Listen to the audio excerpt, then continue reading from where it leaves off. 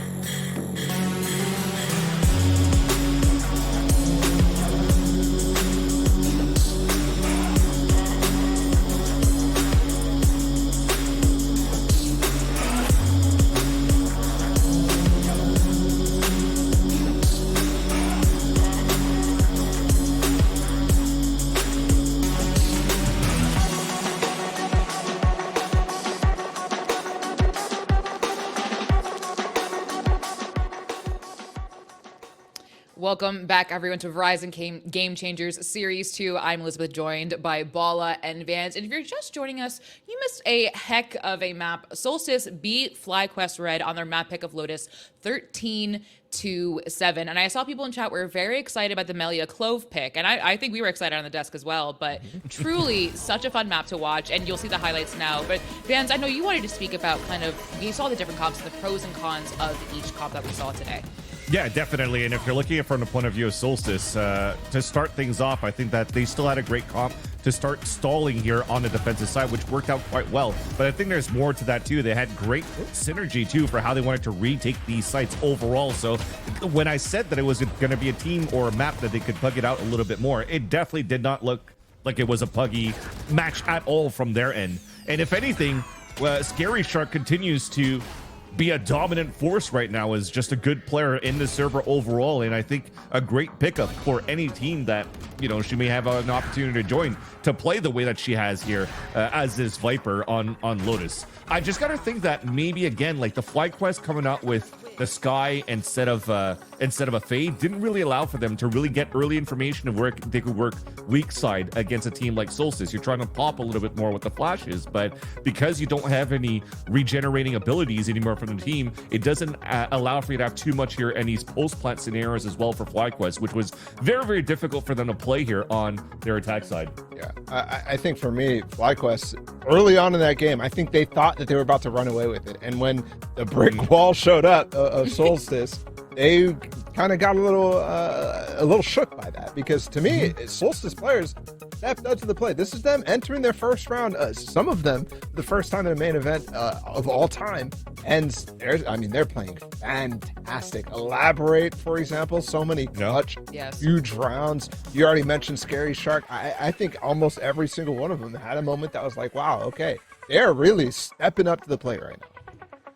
Yeah, I think to that point that I think you look at if you look at or what you just saw at the bottom of your screen, the timeline of the map, it was a 7-5 half in Solstice's favor. And that's not necessarily, end of the world for FlyQuest, but then Solstice just ran with it. Obviously, FlyQuest was able to pick up 2 rounds after that, but really just domination from Solstice, Bala. Yeah, and I think I have one round that kind of exemplifies the moments that things shifted for FlyQuest in this game. Round 9, I think, was both teams playing pretty well here, right? You have this initial hold from Elaborate getting the early pick and then falling back in order to place a lockdown. Now, I want to show immediately FlyQuest's response. Let's push this. Let's break it. Let's challenge them. That's a great thing to do against the underdogs. Nobody coming to back up Elaborate, and that's because with the ult, you actually have Melia very happy to come challenge from the backside, just pinching them in and forcing forcing an error here from FlyQuest. That's the moment where all of a sudden you're like, FlyQuest made a decent call, and it got out called. And that's where you as an IGL, if you're Thea, if you're the players on that team, you're like, dang, these guys are ready to face us, and it's going to be a lot harder than we might have thought right off the bat. Yeah, and that's one thing that Solstice also wasn't afraid of, was just a fight against FlyQuest on their attack side, for example, too, where usually when you have a Clove and you're taking control of the A side, you want to try to get like a smoke towards Staircase, a smoke towards, the double stack by Baby Door, so you can maybe work Orb Control or Rubble Control, so you could set these splits. But no, they just left that open every single time, knowing that they had to what they had to play against, where you don't have too much like double flash to really push you back, no Fade Nade to come through as well, so or a combo to hold you back. So they were just okay of leaving no smokes and having 3 players fight all together all the time. So the trade capabilities of the team of Solstice looked excellent in that first map. And that was Solstice's map pick of Lotus, but it is a best of 3, so we have possibly 2 more maps, maybe just 1 more map coming up. And I believe the next map is Split, yes. It is FlyQuest's pick, and Solstice will be starting on defense. Ball, I'm going to come to you first. We obviously see Solstice innovating with certain agent comps. Do you think this is a place where they'll do it again because that can create an advantage, or do you think they'll kind of stick with more of the status quo? I think Split is a map it doesn't tend itself to too much like innovation in that sense, like in terms of the 12 pick or something like that. I think this meta is pretty well formed. You do have variation, don't get me wrong, but I'm not seeing this map as a particular place where, there's places to innovate too much. With that being said, it is a newer edition of the team. It is a team that's coming through the open qualifiers challenging for the first time. I think this team should continue to push the envelope in terms of what happens if we throw random stuff at the wall here. And I'm not saying that it's random, that it's not thought out or anything like that, but what happens if we tend to like maybe the ranked meta a little bit more, the more comfortable stuff that we can throw out, because that could shake up against a team like FlyQuest, who is really used to the very standard stuff. At this higher level, when you get to the main event, that's the sort of place that you could really use that and run with it as an advantage. Funny enough, though, when you look at the past history of how Solstice have been playing the map for Split, they only played it twice during these qualifiers, but they actually have pulled out the close still on Melia. So maybe it's just going to be an agent that sticks like glue to Melia just to make sure that they have a plan around this. But when you're thinking about it, when you don't have the Omen in your composition in this, that's the only thing that really changes, I think, for the comp for Solstice. You don't have any one-ways that you could play, so the stall's going to be a little bit more different. You're going to have to be more explosive and ready to engage, because if you're able to just hold back on the metal that's being thrown here on the defensive side and then just push right after for FlyQuest, then it makes it a little bit harder for Solstice to stall as much as they want to here on the defensive side, because those one-ways also do not, or the lack of one-ways prevents you from getting a lot of active information on any type of defaults or any type of early rounds that can be played here from FlyQuest on the attack. Yeah, I think pointing out the Clove versus the Omen sort of thing is very, very important, because you don't have that same initiation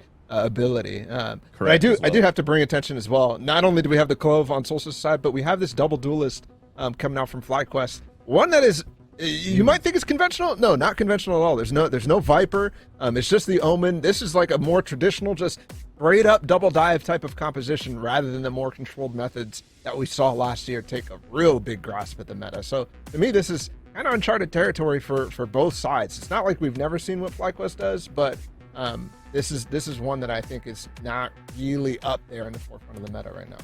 Yeah, if anything, it changes a bit here for FlyQuest as well, because they've also just went for a single duelist in the past. So I think they just want to change the pace and be like, you know what, we lost 13-7, but we're not going to let the rest of the series slip. Well, it's time to play at their tempo. Maybe can Solstice play along? We'll find out. Here are your casters, Shift and Athena. Friends, please take it away. Here we are. There you go. I love it. And I think the thing about it here, Athena, is this has been the first time we've seen FlyQuest change up their composition on their bread and butter map since February. So this maybe is one of those things, like Liz was talking about. FlyQuest want to play fast, hit you in the face. And the thing about it was Solstice received that and dealt with it perfectly fine in map number 1. But this is a different venue completely.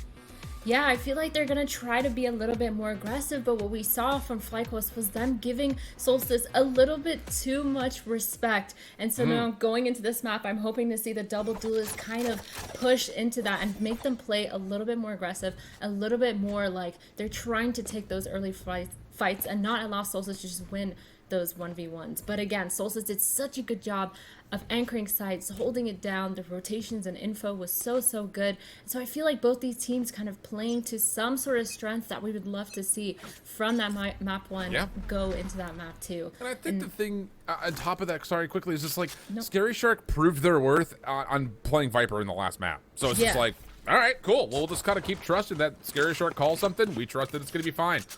Little show of force here for FlyQuest towards B main. A lot of it really just kind of a, hey, how you doing? Nope, okay, not that good. We'll just back off. Let things kind of dissolve a little bit further into the round. Yeah, both teams playing it slow, getting their info like they normally do. I mean, Starbound with the Cypher trying to get some sort of pressure or info towards A. Trying to see that, may catch that two players are playing towards that ramp and know that there's a lot of pressure, but the B pressure finally coming in, and it looks like just a full execute. Elaborate just trying to step up, seeing what they can find, but it's the rare Trailblazer kill. Okay, comes through. Solstice not able to hold on to their ground over towards B. It's also a threat up towards Heaven at the moment with Sonder stepping up into the dark cover, but does not predict the secondary challenge correctly. Starbound able to at least, again, keep the numbers very favorably in towards FlyQuest's name, and then the shots Rebellion not able to lock down for a headshot. No real chance to 1v4 anyways. FlyQuest come away cleanly at the pistol. I wonder if we're going to see this aggressive FlyQuest all game. Just those fast executes, you know, double satchelating up ramp, taking that A site, pushing into Heaven, a lot of these B pressure plays, and maybe even going really fast towards that mid, because this execute obviously works out with this comp that they're having. But they just need to make sure that they keep this tempo up, because Solstice, we've seen them kind of come around. It is just the pistol, but they are able to usually hold a lot better than that. And I think some of that is on the fact that Elaborate, you know, gets the read off all the information being thrown their direction that, hey, just going to throw a shoulder, see if I can get a headshot and step away. That doesn't come through. Kind of the same situation, obviously, for Scary Shark, too. So, not the same initial success, but how about this? This could get really interesting, because you've got a 4-man play through sewers. There's tons of utility that you have to hurdle to get on your way back over towards A. And as soon as this gets red, expect Donut to just completely turn and likely burn here with the Bulldog. Caught kind of in a weird middle ground, though, just the top side at ramp. Lots of curiosity that FlyQuest may be getting threatened over towards the top side at Heaven. Low smoke goes down. Donut steps in. Paint shells to follow. First blood is decent here for Solstice, but again, with pistols, not able to really hold their ground. Saunders still waiting to see if there is one more player to grab. There is. Little dance with the devil as Scary Shark is the last one left. This would be a 1v4 with just a sheriff, and well, there's just not enough time.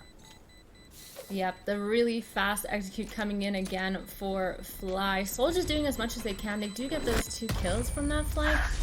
Kind of an okay round. The fast reaction to push down mid, really good too. And I feel like Solstice is going to start to understand that that's probably going to be FlyQuest's weakness at this point, if they are trying to stick to that really fast tempo playstyle, is that they're going to be grouped. They're going to have holes in their attack side behind them. They do have a cycle to hold those traps, but there is always going to be that gap. And now we do have a gun round coming in. Bonus for Fly.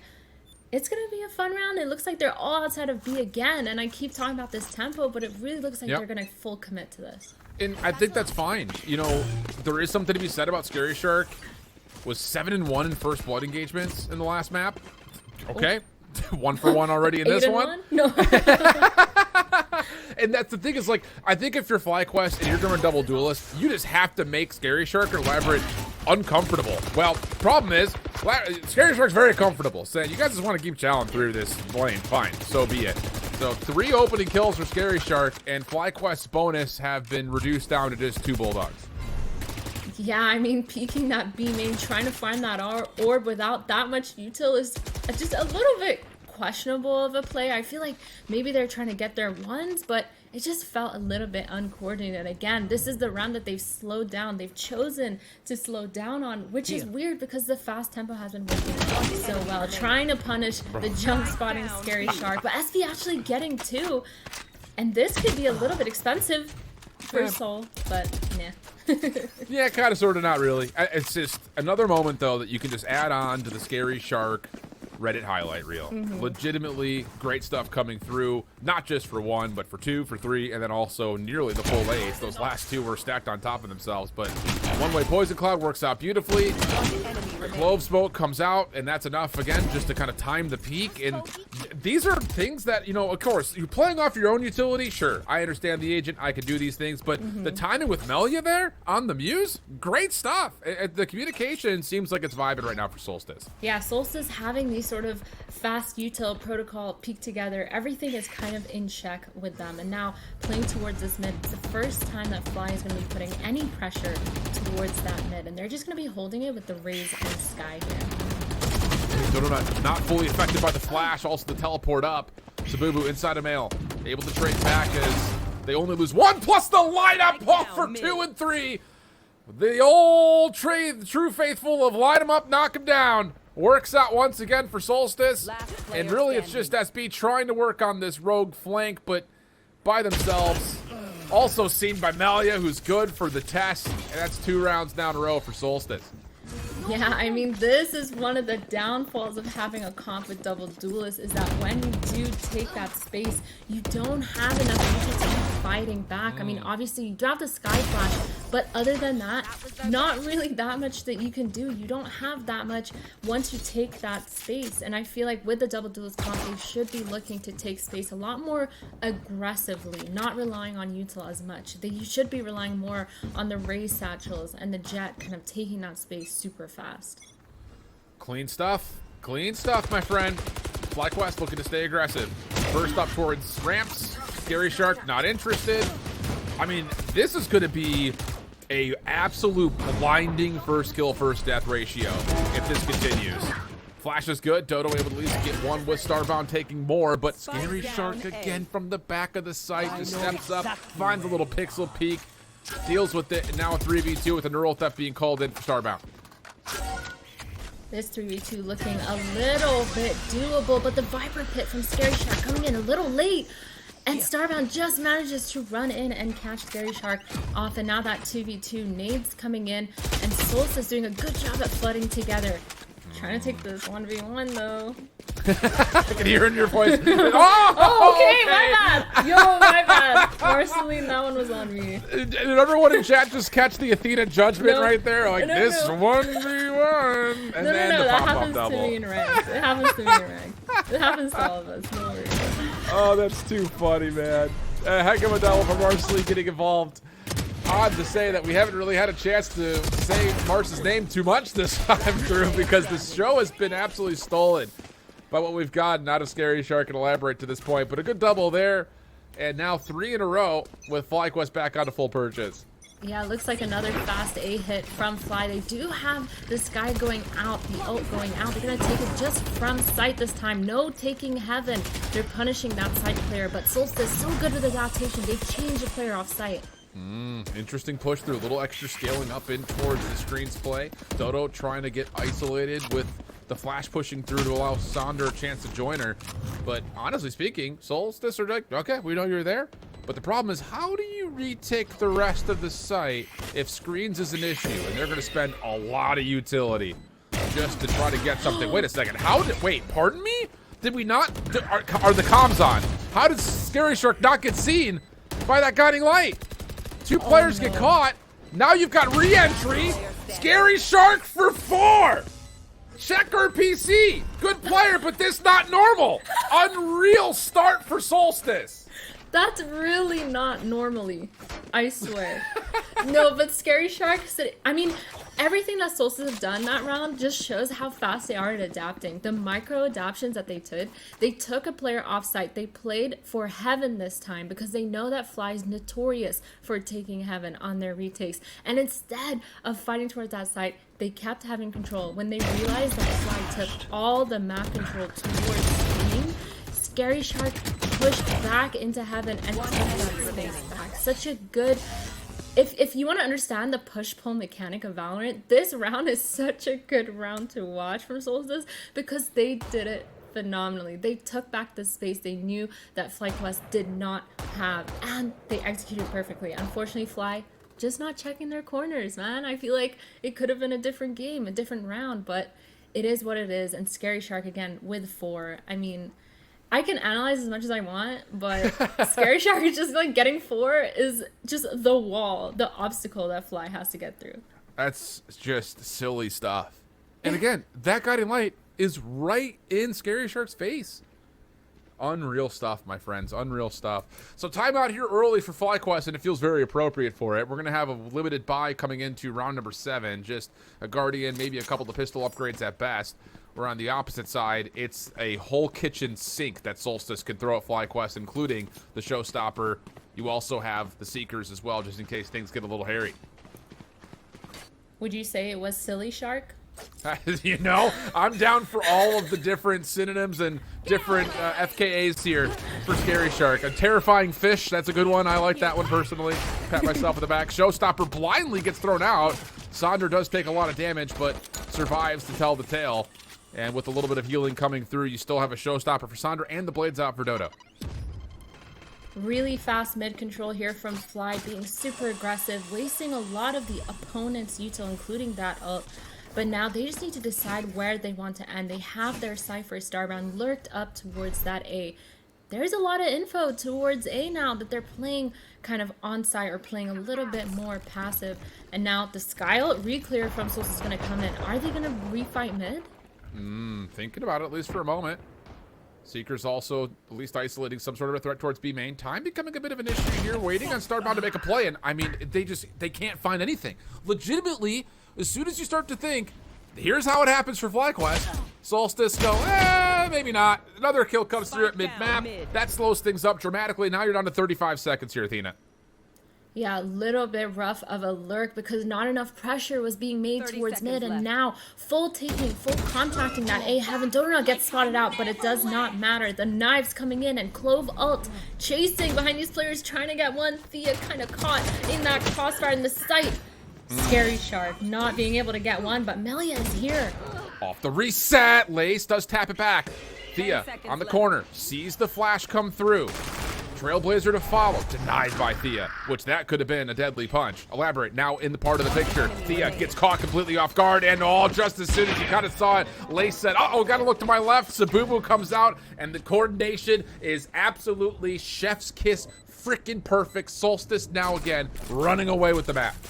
Solstice have nothing to be afraid of towards that mid because they were playing, they didn't really care about events. They had Melia holding that A Heaven from so far back that they really weren't worried about the mid control other than keeping B Heaven They set up with this beautiful crossfire towards that B heaven, the Sky and the Rays fighting it out, allowed Melia to get rid of that lurk towards A, and just flooded into this beautiful retake onto that A site. And again, all these rounds looking like Solstice just one step ahead of Fly every single time Fly is trying to do anything. Yeah. And personally, I want to see Fly being more aggressive. They take fast mid, but then they don't do anything with it. They need to be putting a lot more pressure, trying to take that 1v1, especially with this double duel comp. And as I say that, Doternut with the op is going to be able to get one. That felt like a fine, I'll do it myself play call. Operator just right up the middle. That works out for male control. And honestly speaking, Elaborate's got to be like, you guys help, please. I'm stuck on site with an op. Showstopper in his face. No fly zone, though. Not a bad 1-for-1 exchange, all things told. But FlyQuest will still sprint on in and likely get a plant. 3v5 here for Solstice. Not that much ult util to work with, but they do have a flash to be able to retake. Doternut getting a peek onto heaven, but not connecting any of these shots. That neural theft, important to slow things down here on the retake for Solstice, which was about to jump down through the rope. Doternut still holding the corner. Wow, rare miss from Dodo. Sabubu, lucky to be alive, to say it plainly. And now here comes the floods through dirt.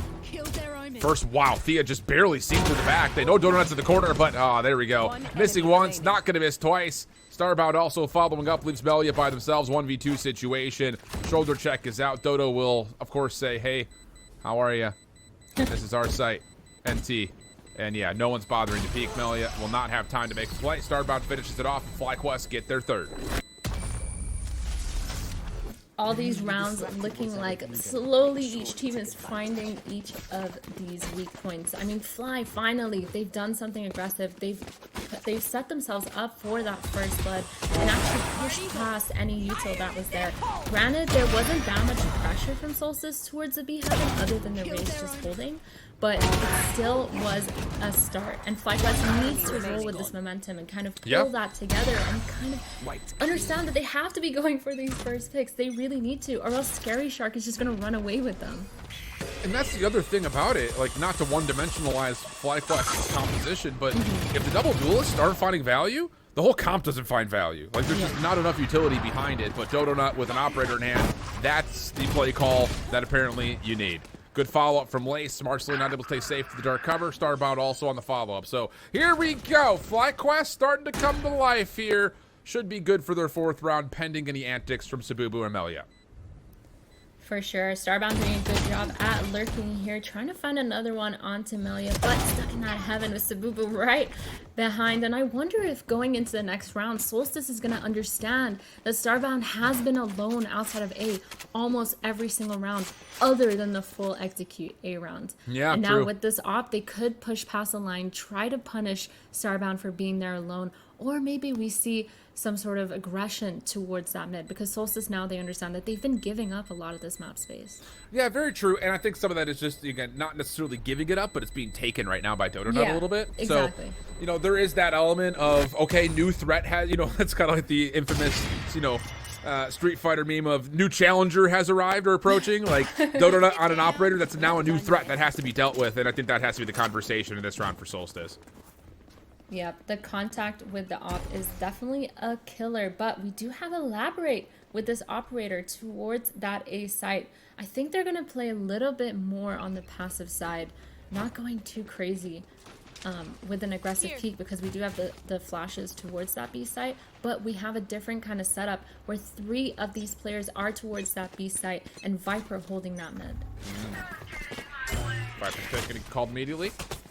Last pack out. Doternut to follow, and the op just going to be used to see as soon as this utility dissipates if there is going to be an any angle over mid. And interestingly enough, it is Elaborate meeting the battle, op on op action. Dodo just going to hold the cross for now. All the attention focuses over the top, and Elaborate holds, and the patience, well, it is a virtue for a reason. It pays off. First blood good, and the threat of Doternut now off the table as the hit over towards heaven. I'll be honest, Solstice seemed pretty prepared for it. Smokes will fade, though, and there will be a moment of clearance here for FlyQuest to still hold on. And as soon as I say that, is also Lace going back for the op to find the trade. taking this site is gonna be easy, but the spike is all the way back towards that A main spawn. Thea getting a kill and possibly calling for the rotate towards that B site. They know there's 2 players of Solstice on that A site, but the reclear is gonna come in pretty quick for Melia, and she's gonna be able to call for rotate from Sabubu.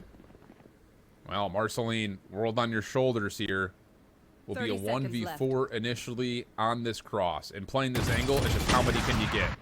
Answer is not very many. Too many targets to shoot at. One of those things of a target-rich environment can come through a little bit more disastrous than you'd like. So Sandra will be on the plant. Seekers are just to figure out where the rest of the defenders are. And this is a tough ask, I think, for a 2v4. Unless you can find maybe an opening pick. Doesn't really feel all that manageable. Yeah, the contact off bringing it too many openings, but this round, even though it was shut down, the follow-up from Fly was still so solid and so quick to kind of understand what sort of adaptation they needed, and Thea having that late lurk towards mid actually brought them so much more space. And so that's kind of the map control that I was talking about that we want to see from Fly, where even the duel is putting pressure, it's going to be enough to bring back a lurker. Lace getting 3 to finish up the round with that op. But I mean, keeping this off into this next round, I feel like Solstice now, they understand that their problem is that contact op. They're sort of setting up for it. I mean, playing a little bit more passive, having the op hold, not fighting without util, but at the same time, I think they need to be ready to set up a little bit more trap plays or a little bit more microaggressions towards like mid, for example, because an op towards mid, just one flash and you're kind of completely shut out. And I feel like Solstice should be able to adapt. I talked about that earlier with their adaptation, but you know, I want to see a lot more coming in from Solstice. Fly, though, doing a really good job with their comp, kind of adapting and knowing that they don't just have to zoom, they could just contact us without.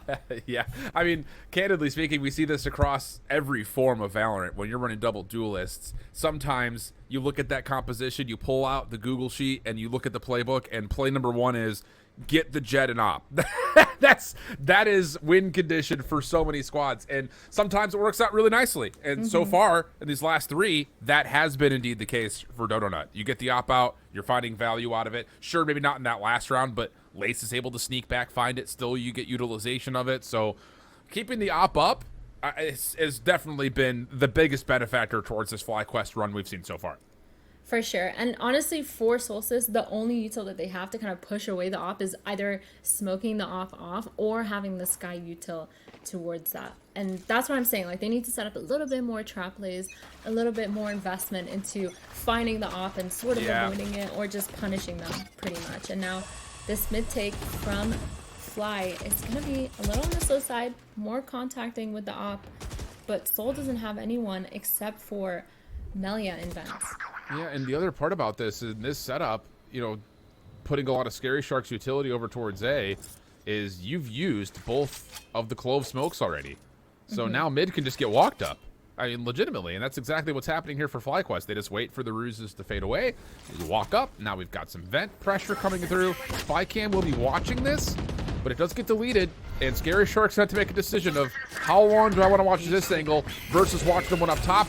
Great cyber cage placement. Doesn't fully work out, though. Elaborate just trying to hold on. The trap wire gets triggered, but the shots are not there, and Melia will be blinded by the paranoia. Not a chance to fight back, and FlyQuest have gained A. That was almost such a good crossfire and such a good hold from Scary Shark, but unfortunately, standing in the open was not it. Fly managing to clear that a little bit late, but they managed to clear it. And now Fly just taking advantage of this, walking up and contacting exactly like you said. But Solstice, they tried changing things up. They tried having full beaming control. They tried playing 2 players on that A site to just fight and hold it. But I think just the positioning wasn't the best. Having Scary Shark on that rafter is just a little bit rough. But maybe another beaming take here with the Sky and Viper for Solstice. You know, the thing about it for FlyQuest is, you know, you found if it ain't broke, don't fix it. I think a lot of it through mid at the moment. So you're absolutely right. I think for Solstice, you got to show aggression somewhere else so this walk up through mid doesn't get away with absolute murder here. The other part of the picture is you're on a very limited buy here for Solstice. So you've got Stingers that need to find, you know, that range of damage that you often like to see. Marceline also has a Judge with Showstopper combination. So there's, you know, some interesting weapons that have to be also played around in this setup for Solstice. Yeah, a lot of mid pressure here from Fly. I feel like they're trying to find or actually get a pick. Melia getting tagged down, but they do have a Sky. SB getting that free lurk towards A. They've been getting this free lurk every single round. Ooh. But the re-clear with the Raise Rocket means no one is mid. Scary Shark alone on this B site. That is expensive, but Scary Shark gets a decent read. Can't quite lock down the shot to Donut, so FlyQuest will gain entry over to this B site. A little bit of a heal for Sabubu. Elaborate. Wow, okay. A little Cypher v Cypher action leads to some extra shooting. And Melia, wait a second. Little crossfire setup will work out. Brings back to life. Lace, good tracking. Able to find 3. Last player, though, for this side of FlyQuest. Stuck in the back, waiting for Elaborate to get here and likely be the peeker. There's the wide swing. Lace nearly able to lock on the transfer, but no ace here. And a deadlocked 6-6 half. Wow, great stuff for both sides, honestly. I mean, wrist injury, who? Like, Lace is going crazy tapping those heads. But yeah, both these teams now understanding the solid ways of playing. The way that they play together as a team is just so good.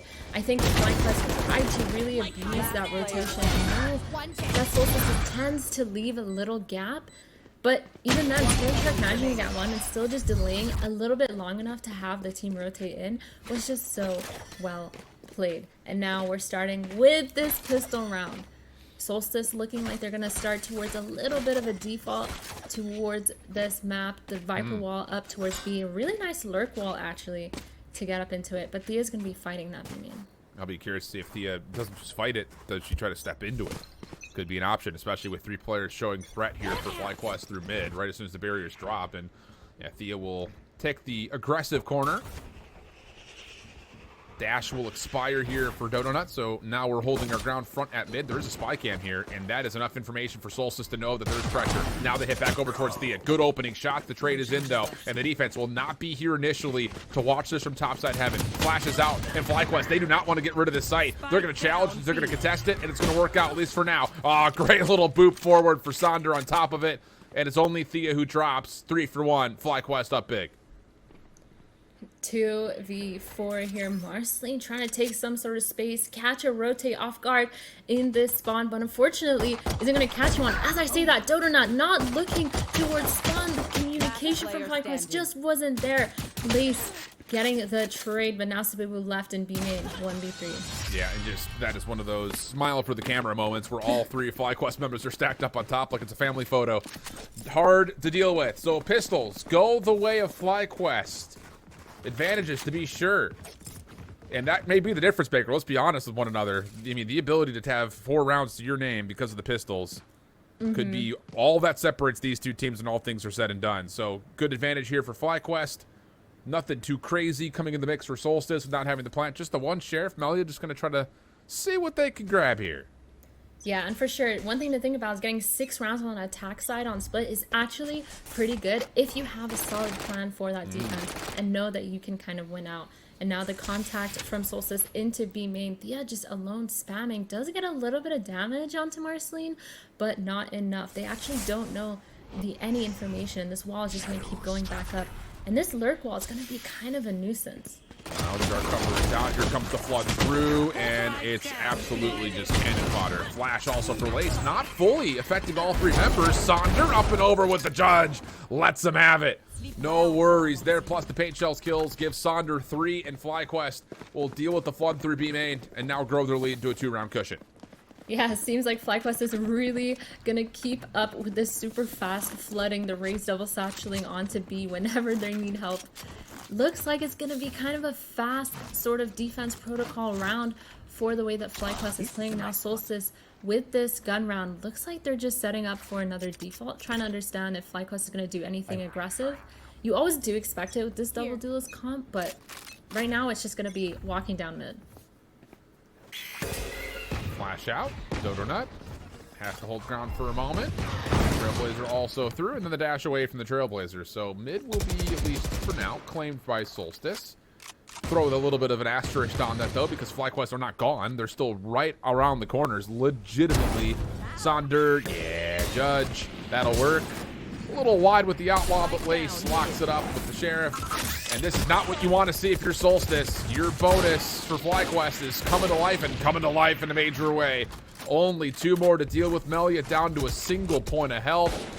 And yeah, this is not ideal at all for Solstice. Staring down a thrifty loss at a 6-9 tally. Yeah, that was a really smart trap play towards that mid from Fly. They baited a little bit with that jet, but had 2 players following up immediately, ready to fight. Sonder with the judge just sitting in vents is one of the reasons why playing Valorant can be so 50-50, because just having a raise with a judge is just so frustrating sometimes. But again, really good plays from Fly, really fast reactions, being super patient, knowing that they're not going to peek unless there's a lot of noise or unless there's a lot of contact. And off of that, they had the plan to peek B Heaven. Really well played. Solstice, unfortunately, just falling into their demise. They fell into that trap from Fly. But with these 2 weapons, maybe they can make something happen. 10 seconds left. It almost feels, and this is maybe too early to say, especially considering that this is round 1 of Series 2 for Game Changers, but Solstice have apparently just kind of had a little bit too much trouble through mid-map. We saw it obviously on their defensive side, a couple of just raw walkdowns from FlyQuest. The operator also on the contact peak up towards top B. Things just didn't look like it was going all that well at mid. Same situation here early with weapons against the, bonus, you call it that. I mean, you run into a judge, unfortunately, for sure, but I mean, that is a punishing round, and it just feels like Solstice with this composition is having a hard time getting the clearance that they want through mid, honestly. Yeah, and I feel like, especially with their comp, like Fly doesn't have that much to re-clear with unless they use bodies. And Solstice needs to kind of abuse that fact and force them to kind of re-clear it, putting a lot of pressure and forcing them to re-clear. But Marceline double satching up with a judge, but judge diff from Sonder. Just right place, right time. Sometimes it do be like that. And nope, no dog for you. Paranoia comes out. Sonder thought about the shoulder, but no one up close and personal means that they can just back away. Starbound right there to follow up. And yeah, this is what you come to expect from the FlyQuest team that has dominated on split. Really showing it here with just Sabubu left, and Sonder just full sends it. Quickly, 10-6 we go. Flawless round for FlyQuest. Quick round, not much to say. That was a little bit rough from Seoul. Not much they could have done. I mean, losing that initial frag was just unfortunate. Both teams had the right idea, but they're going to be ecoing this round. And I feel like this tac pause comes in at a good time because they need to understand what exactly is going wrong with their kind of first set of plan. You talked about how their mid was a little bit weak. I feel like in general, their early round game plans are not hitting. Like they're just not connecting the dots that they kind of must have connected before in practice or in scrims. And I feel like they're trying to figure out and iron out the kinks that they're kind of having in this early round. Kind of feels like split be splitting right now in a way where like Solstice just cannot find that same kind of like proactivity success that they had on Lotus. Which, not to do, count our chickens before they hatch here, but it would set up for a very interesting Sunset map number 3, just based on the success story that we kind of built for Solstice on the first map and the lack of success here. It's going to be kind of like the unstoppable force meets the immovable object if we do hold this on Sunset. So things to kind of look forward to. Let you guys all out there marinate on that point as, like you mentioned, the tac timeout is going to come off of 4 Sheriffs and a Stinger. You've got ultimates that really aren't all that close to being earned. Maybe Showstopper, but the same can be told for Sonder on the other side. And really, I mean, as much as we could talk about the fact that double duelists brings a lot of burst firepower to the table, hasn't really been needed yet for FlyQuest defensively. It's just been the judge show so far. Yeah, and it looks like in that talk, Solstice has changed their game plan to keep everyone together. And now 5 players hitting towards his A side, taking the full A side, not really worrying about Heaven and allowing their Cypher to hold the mid retake and potentially get those rotates. Yeah, Starbound, as soon as the smoke fades away, not able to see anything. So bunker up. What can you find? Who can hit their shots? Sheriffs and a Stinger. Again, like you mentioned, the play over towards Sewer side. What's the timing look like for the side of Elaborate as the trades on point are decent? Sonder searching it out and then holds ground inside of the Clove Smoke. Stinger will work, and here's Elaborate. Perfect timing. 4v3 situation. Weapons have not been collected or upgraded except for Melia, and now Elaborate able to find the operator, and that will work out. Apparently, the game plan, you just take Occam's razor here, Athena. Just do the simplest thing is where you find the most success. Let's just 5-man stack and hit A. I mean, you were talking about the build up for Solstice. I feel like that could be such a big momentum turner. I mean, when you have the double duelist, you should be able to retake and flood quickly or be able to take a lot of that map control. But because they have the jet on the operator, it was just so hard. No one could go in together from the double duelist. So Sonder getting traded out, Fly losing that round just because they weren't able to do things together. And now we see a repeat where Solstice is going to try to do the same thing, but a little bit slower, walking up with that Viper wall, the Viper orb, trying to get as much space as possible. But Donut is here holding the same round.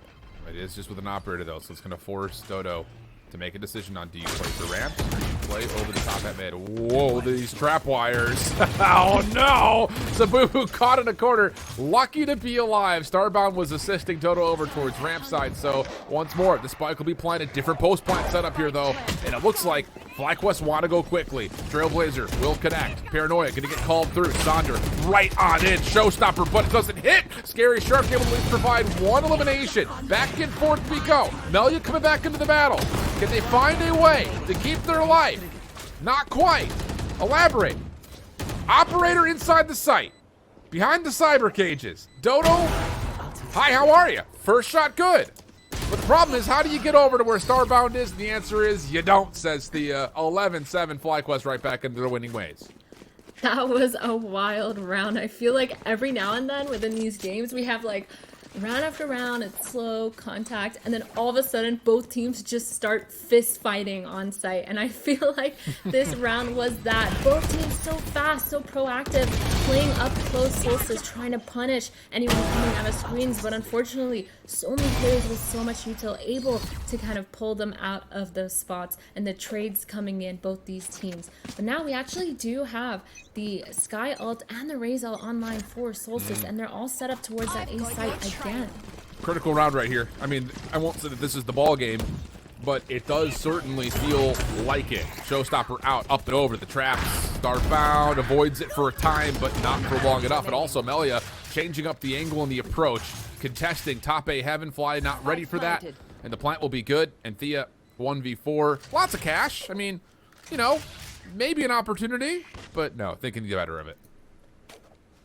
Yeah, Solstice punishing the solo player on site for sure, and then actually punishing the Heaven players as well for not being able to hold it and not being as quick on their response as usual. Fly, they needed to understand that they had to play together towards that A site, and instead they unfortunately just had one player alone, one player towards Heaven, and the two rotating in. Really good round from Solstice. I mean, They're not scared to do the same thing again and again, and I think it's definitely working. And now they're going to plant this kind of... Oh, Scary Shark. Just, you know, bunny hopping around as I was saying that. But I'm saying Solstice now has implanted this kind of fear factor about this A site. Fly is going to have to be so much more proactive to understand, are they just going to hit A again? And Solstice just has that fear, and it might enable some sort of lurk or some sort of issue with rotations for Fly. Yeah, and I think the thing about it, you know, you talk about this in the timeout, it's like, wait a second, guys. I mean, we've got two duelists. Utility is going to be on a lower overall economical standpoint when it comes to what FlyQuest can bring to the battle. So let's stop playing chess. Let's play checkers. You know, let's force them to have to do more with less. You know, I think that seems to be kind of the situation here is, once again, Marceline, double blast pack, right up in towards A Heaven to contest. Defense cannot just not play over towards B, so you've got yourself a 4v2 on A right now, and that numbers, that math, it doesn't matter if you've got a third grade education or a PhD, it works out usually in favor of the numbers. Fly playing fully for site. Sonder not too early on that rotation through vents, but full Viper's Pit towards that Heaven. They're just gonna wait and take the ropes quietly, trying to crunch with Elaborate, but Sonder absolutely punishing the Cypher lurk. And gets away, also establishing that, wait a second, there are not just a couple of members, there's almost a full team right back here through mid-vents. And Sonder has the op for the reach out. Oh, goodness gracious. Mere inches away from the connection. And honestly, Marceline's got to commit. to staying here until actually a little bit of a bailout from the defensive dark cover comes out. So 40 seconds on the clock. Numbers will reamass topside A. And Solstice look pretty much ready to go to break down this A site, which is just being kind of checked for intel at the moment.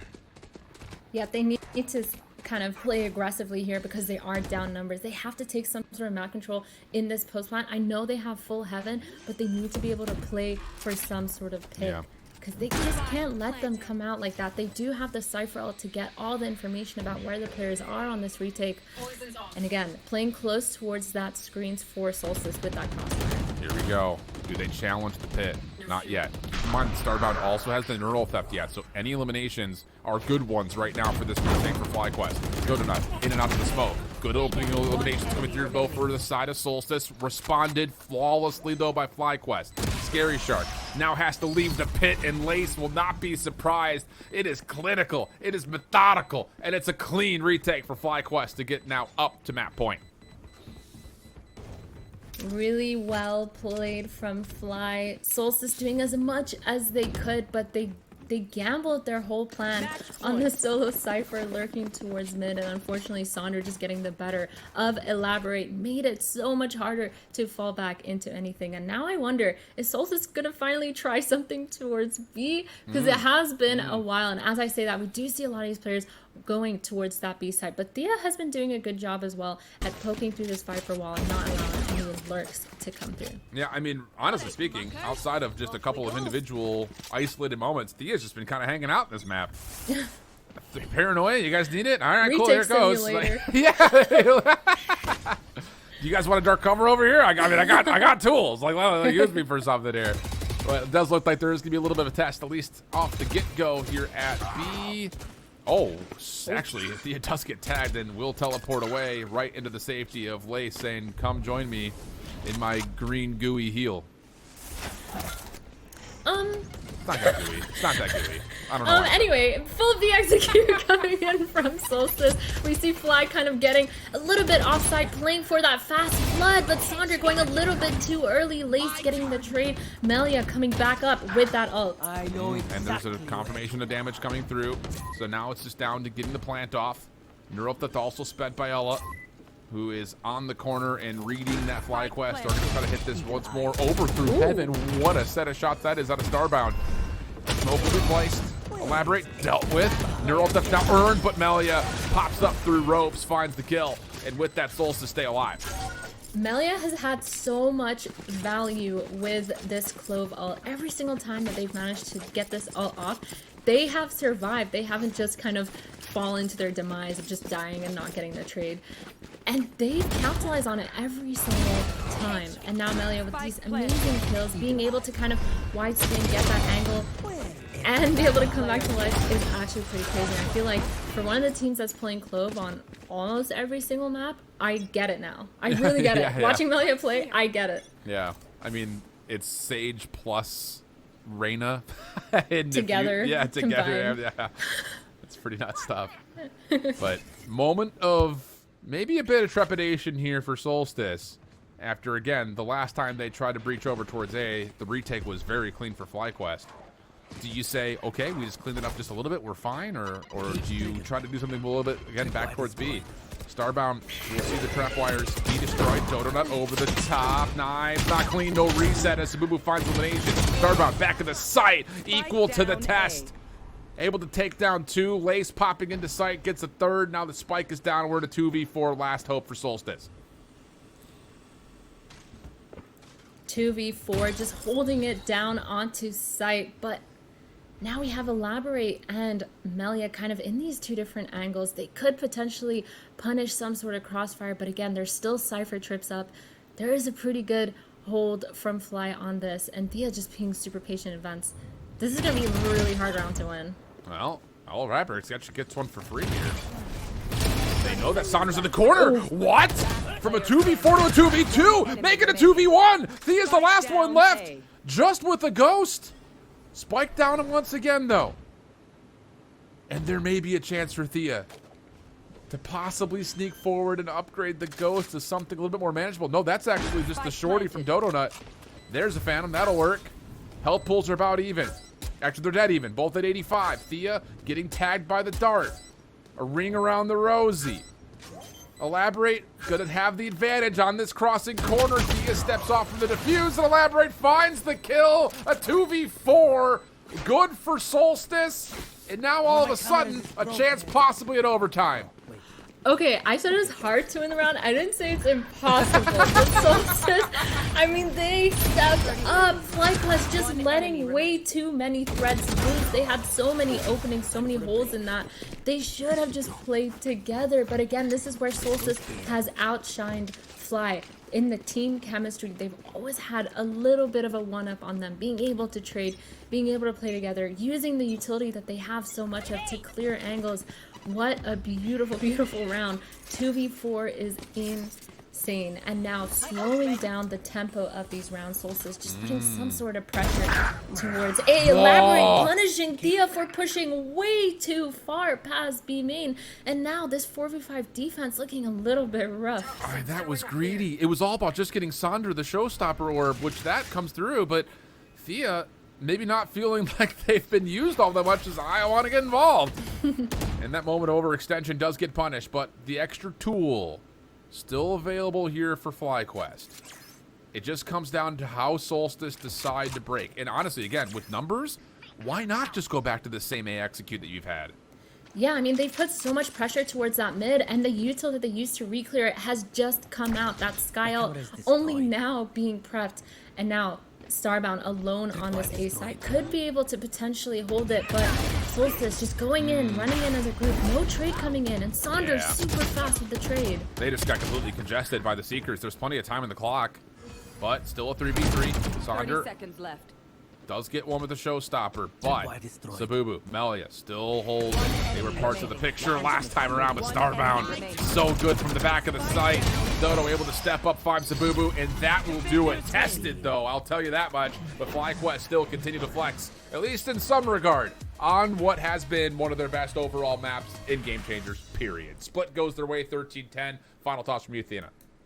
For sure. I mean, that was a crazy, crazy game. It was so close, too. It felt kind of wild. It felt a little bit like Lotus all over again, where both teams kind of get advantages in different situations. And it's kind of a huge game of mind games where they're trying to understand the other point's weaknesses. And instead, they just always end up doing what they do best. And I feel like for both these teams, they're hitting their shots, they're trading, they're playing as a team, and that's why this game was just so explosive. And now going into Sunset, I'm just so excited to see how this plays out. I'm telling you, I feel like we're going to get the unstoppable force meets the immovable object between these two squads on a map like Sunset. We'll take a moment of a brief reprieve, take a small break, come back, and then we've got map 3. FlyQuest trying to stave off an upset from Solstice. We come back after this.